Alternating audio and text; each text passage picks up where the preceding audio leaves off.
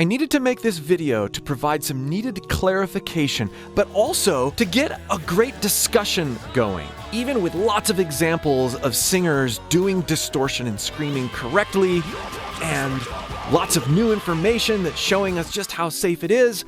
There are so many people in certain camps that are still like, no, distorted singing, it's gonna screw up your voice, it's gonna mess you up. Correct, clean singing is the only way to go. Is walking safer than running? You can't really make that statement and be right.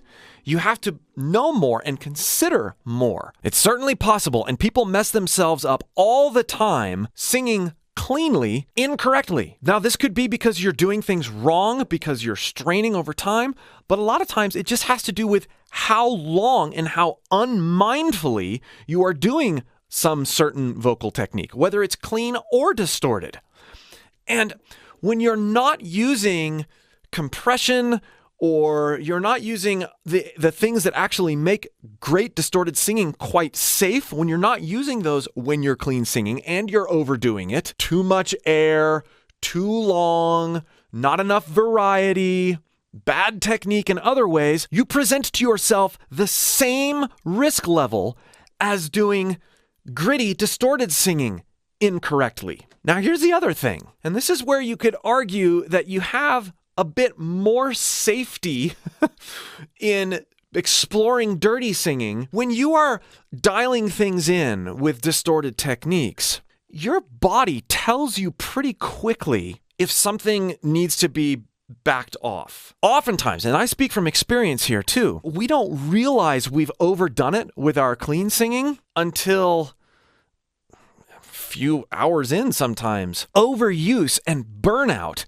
kills the clean singer many times before it kills the dirty singer, because their voice, their body is going to go, whoa, whoa, whoa, whoa, whoa, whoa, whoa, before there's been damage done.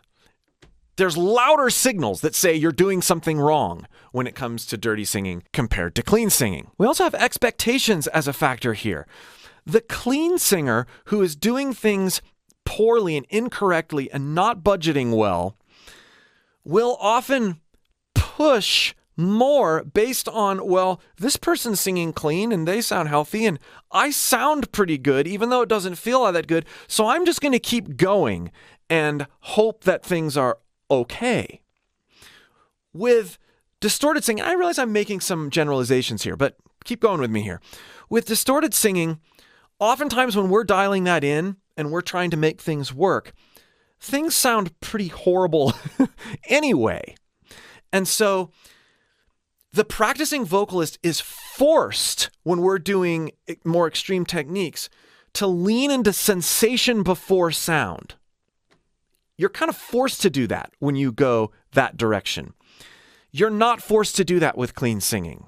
You can put sound before sensation all day long and sort of sweep things under the rug in terms of things not feeling that good. And then, you wake up the next morning or you've gone too long in your practice session. You're like, man, things don't feel really that good at all. Harsh vocals done correctly do not put strain on your primary chords. They don't. It's actually easier on your primary chords than loud, aggressive, clean singing. And you can screw your voice up either way if you're not being mindful, if you're not listening to your body, and you are striving for something rather than experiencing your voice. If you'd like to do that well and safely, click the link below and join my free voice course, and I will help you do just that. But here are some things that you can think about as you're continuing to practice clean singing and more aggressive singing. Budget your time. Don't practice new things a long time at all. Sometimes it might be just a few minutes if you're working on a harsh vocal technique. Sometimes it might be just humming through a chorus and coming to terms with how your voice feels. Always treat your voice and how it feels as a priority over getting certain sounds. This goes for both camps. And learn to get to know your stamina in both camps. A runner who is used to running 5 miles at a time isn't going to get shin splints or mess something up because they've trained for it. They've mindfully trained for it and prepared for it.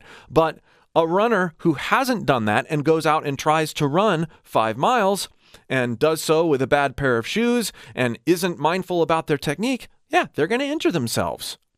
That doesn't mean that running 5 miles is inherently dangerous. It just must be done correctly. The same can be said of walking. You might be able to walk longer, you might be able to walk more, but you're still going to mess things up if you are not mindful while you're doing it. There's still inherent risks in both activities. Leave some comments below and let's continue this discussion about the safety of clean singing versus distorted singing. This playlist will be great for you to dig into if you'd like more tips on vocal safety and vocal care. And if you'd like to work with me directly, click that link below and join my free course. We'll see you for more.